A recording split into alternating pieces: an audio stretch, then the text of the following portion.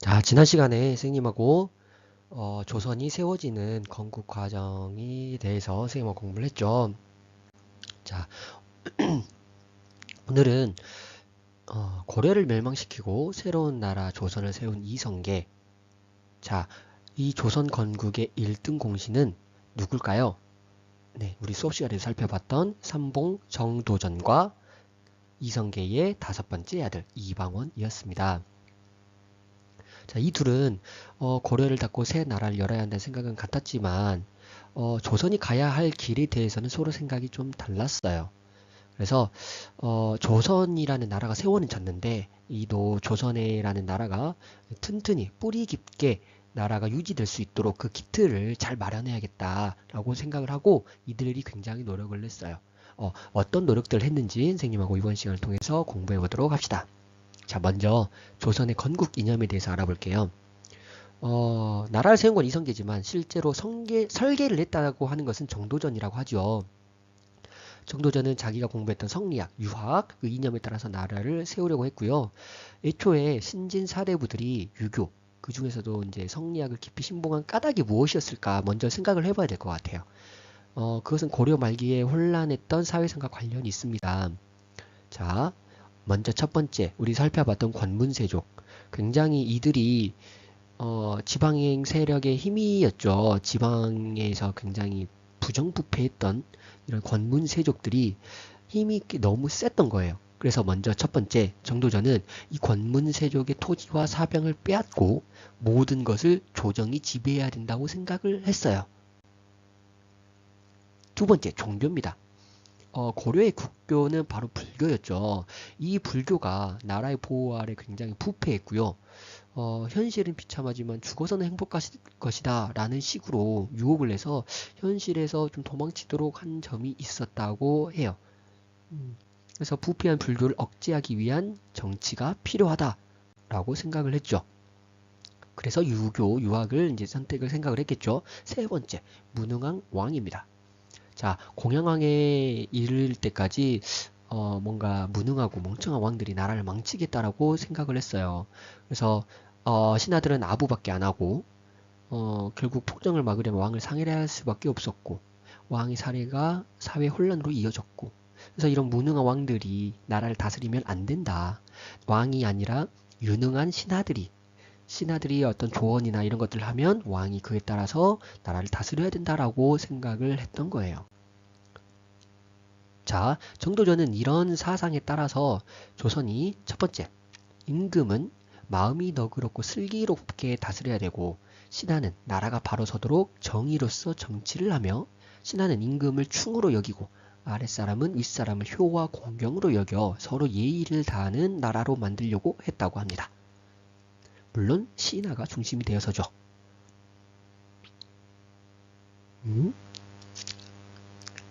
자, 이외에도 지방의 향교와 한양의 성균관 등 교육기관에서는요, 이런 빠른 교육을 통해서 백성들의 삶에 유교가 뿌리내릴 수 있도록 했어요. 자, 뭐 여기까지는 괜찮습니다만, 자, 누가 여기에 동의를 하지 않을까요? 이 사람이 누구였죠? 바로 이방원이죠. 왕을 허수아비로 남겨두고 신하가 중심이 된다. 왕으로서는 그게 마땅치 않았겠죠. 그래서 1차 왕자의 난이 일어납니다. 자, 조선이 건국되는데 큰 공을 세워둔 이방원을 제쳐두고 이복 동생인 이방번을 세자로 삼았어요. 이성계가. 그래서 거기에 불만이 많았죠. 이방원이. 자, 이게 태조 이성계의 자녀들인데요. 야, 참 너무 많죠. 이 노동 정벌을 해야 되니까 가진 것을 다 내놓으라고 정도전이 요구를 하는데 이것을 빌미로 삼아서 형인 방간과 자 여기 첫째 아들, 둘째 아들, 셋째 아들, 넷째 아들, 다섯째 아들입니다. 자, 이 넷째 아들이었던 형인 방간과 함께 군사를 일으킵니다. 이게 바로 1차 왕자의 난이죠. 그리고 이방원은 이방번과 이방석을 죽입니다. 자, 그리고 정도전도 죽여버리죠. 자, 무섭죠? 그래서 왕이 될 야심을 가지고 있던 이방원에게 걸림돌이었던 사람들을 다 죽이는 거죠. 그리고 왕을 상징으로만 남겨두고 신하가 다스린다는 이런 신권 정치를 하던 정도전이 제일 마음에 안 들었겠죠. 그래서 정도전까지 죽이는 거였어요. 자, 이왕원은 1차 왕자의 날을 통해서 다 제거했다고 볼 수가 있습니다. 자, 그러면 이 태조 이성계 왕은 어떻게 생각을 했을까요? 이 사건, 이 1차 왕자의 난으로 인해서 아들 둘과 가장 신뢰하던 친구를 잃어버린 이성계는 이 왕이라는 것에 환멸을 느껴서 왕위를 던져버리고 고향으로 잠적해 버립니다. 그래서 이방원은 잠시 왕위를 큰형인 방과 장남인 방우는 죽었기 때문에 이분이 정종입니다. 조선의 1위왕. 그리고 왕위를 노리는 넷째 형 방과 맞아 나중에 이제 패퇴시키고 내쫓아 버립니다. 이방원이. 이게 2차의 왕자의 난이에요. 그래서 이방원이 결국에는 조선의 3대 왕인 태종에 오르게 되는 거죠. 참 무섭죠. 이렇게 왕에 오른 이방원이 자 여기까지 보면 사실 패륜나예요. 그런데 왕으로서 이방원은 태종, 세종, 문종, 정조와 함께 조선 역사 최고의 명군 중 하나라고 평가를 받습니다. 왕이 되기까지는 굉장히 좀 패륜이었지만 왕이 되고 나서는 굉장히 나라를 잘 다스렸다고 볼 수 있겠죠. 자, 수많은 피를 뿌리며 왕이 오른 이방원, 태종 이방원이 어떤 일들을 했는지 한번 살펴보도록 할게요. 자, 먼저 왕권을 강화하기 위해 노력했어요. 정도전과 반대죠. 이방원은 그러니까 정도전은 먼저 이 무능한 절대 권력자인 왕 그리고 개인적인 욕심에 관심 있는 신하가 함께 있기 때문에 나라가 부패했다라고 생각을 했죠. 그래서 왕에게서 실권을 뺏고 훌륭한 신하들을 뽑아서 나라를 다스려가면 된다라고 생각을 했는데 이방원은 신하의 세력이 너무 커서 왕을 마음대로 주물렀기 때문에 나라가 이 모양이 됐다라고 고려처럼 망하게 됐다라고 생각을 했어요. 그래서 왕에게 오히려 모든 권력이 집중되고 신하들의 힘을 빼앗아야 된다고 생각을 했던 겁니다. 자, 그럼 태종이 왕권을 강화하기 위해서 무슨 일을 했을까요? 먼저 첫 번째가 과거 시험의 확대입니다. 자, 과거 시험 그 전에는 어떤 과정을 거쳐서 뽑게 되었을까요?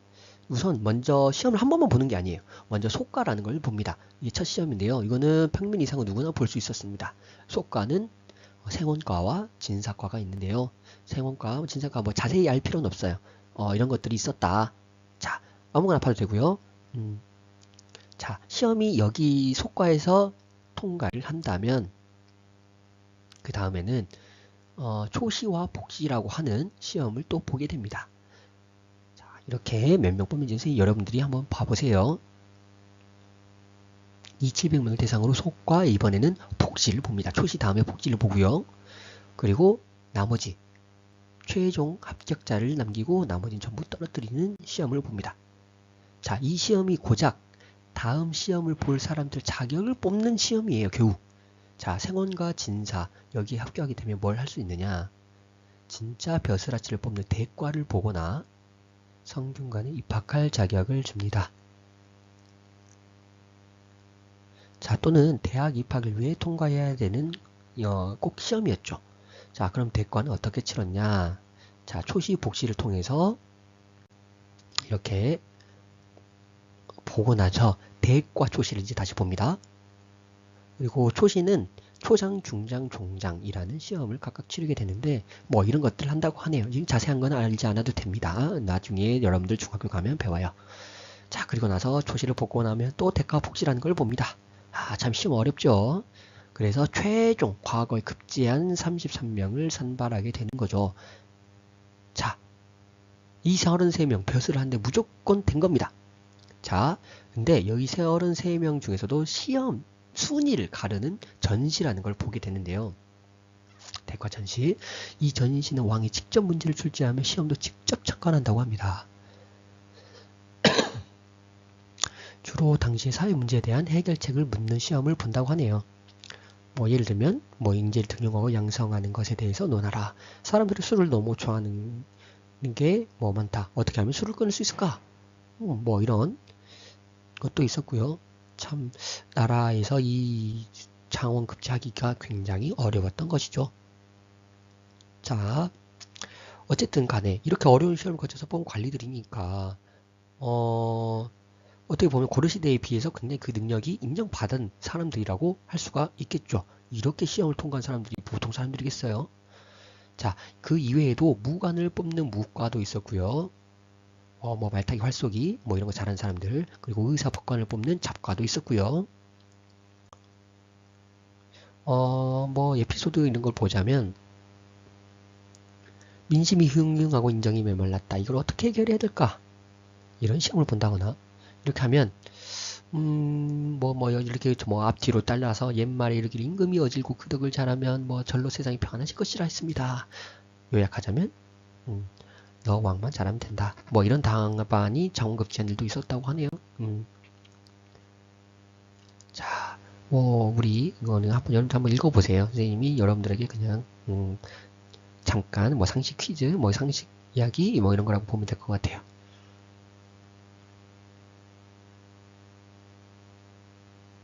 자, 그러면 과연 이렇게 과거에 뽑힌 사람들을 어떻게 활용했을까? 이게 중요하겠죠. 태종은 이런 사람들을 활용해서 아주 작은 고을의 원님까지도 전부 왕이 임명을 합니다. 그만큼 왕의 힘이 셌다는 얘기죠. 왕이 너 가서 이제 일할 수 있는 그런 자리를 주는 거니까. 자, 옛날에는 왕이 있고 지방에는 호족들이 있었는데요. 이들이 이제 음서제를 통해서 지위와 재산을 계속 물려받았었죠. 그래서 왕과는 다른 독립적인 세력을 가졌었는데 왕이 이들로부터 충성을 받는 대가로 자신의 땅을 세습할 권리 이런 것들을 줬던 형태가 옛날에 고려시대의 형태죠. 근데 이들이 워낙 세력이 커가지고 툭하면은 반란을 일으키거나 뭐 왕자에 빼게 돼가지고 뭐 이렇게 다툼을 일으키는 골칫거리였는데 태종은 이런 제도를 말 그대로 박살내버립니다. 그래서 태종은 전국을 팔도로 나눈 뒤 과거 시험을 거쳐서 뽑힌 관리들을 왕이 직접 파견을 합니다. 그래서 그 지역 출신도 아니고 왕의 명령에 따라서 부임한 공무원들이 왕의 명령에 따라서 그 지방을 다스리는 거죠. 그래서 잘하면 다시 한양으로 부르고 못하면 자리를 뺏고 포를 줍니다. 그래서 태종은 이런 식으로 대대로 뭐 재산을 물려받아서 뭐 권세를 휘두르는 세력이 애초에 자라나지 못하도록 망갔죠. 그래서 지방까지도 왕이 직접 다스리는 효과가 생기게 된 것입니다. 이렇게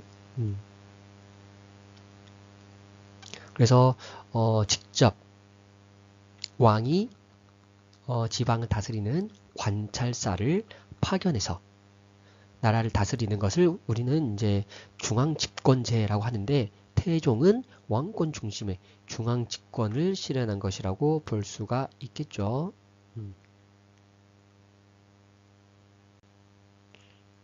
자, 그 다음 16세 이상의 남자들에게 모두 호패를 차고 다니겠어요. 그래서 인구를 정확하게 파악해서 그 인구들이 세금을 모두 낼 수 있도록 했던 거죠. 그래서 지방 통치를 위해 일부는 이제 남겨놓고 이제 전부 왕에게 이런 세금이 보내지는데요. 전국의 경제에도 왕이 한 손에 틀어지게끔 한 거죠. 자, 인사 관리를 뽑은 권한, 세금을 걷어서 하는 것도 다 왕이 힘을 갖게 되는 것입니다. 혹시 외척, 그러니까 왕비죠. 왕비의 식구들이 그 뭐 뒷배경을 믿고 권세를 부릴까봐 어쨌든 무조건 벼슬을 하려면 시험을 볼 수 있도록 만들어 버렸습니다. 즉 태종은 과거 제도를 확대했고요. 강력한 징후 국가를 막 중앙 집권을 하기 위해서 전국을 8도로 나눠서 그 8도를 다스리는 관찰사를 파견했고요. 호패법을 만들어서 모든 남자 16세 이상 남자들이 호패를 차고 다니고 세금을 다 걷어들이게 했어요.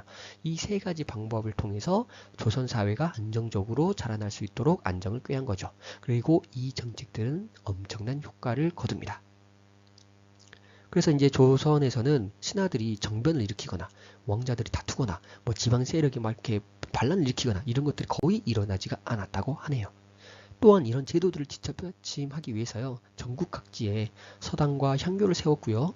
한양에는 성균관을 세워서 유교 공부하는 사람들을 많이 길러냈습니다. 이 사람들이 과거 시험과 중앙 집권적인 이런 조선을 유지하기 위한 밑거름이 되었죠.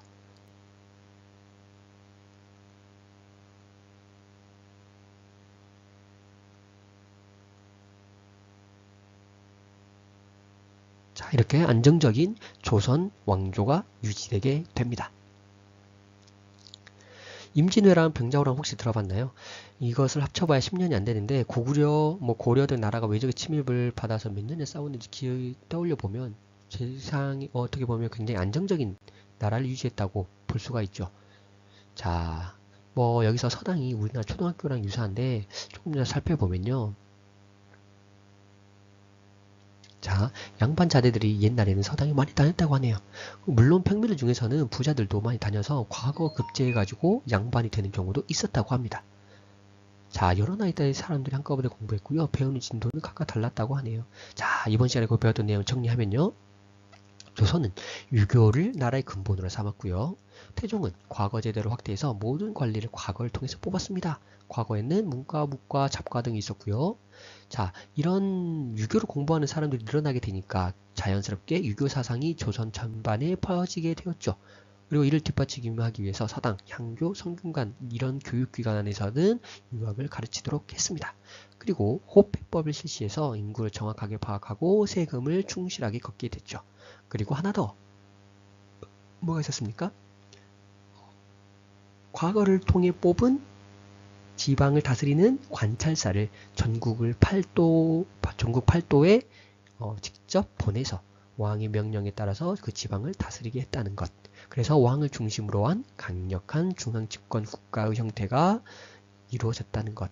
자, 이 세 가지 잘 기억하기 바랍니다.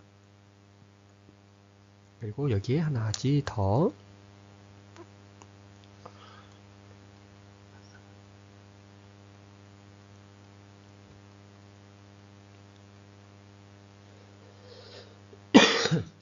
오늘 공부했던 내용이 조금 많은데요. 여러분들이 잘 보고 기억해서 다음 우리 수업 시간에 내일 스스로 정리 한번 해보도록 합시다.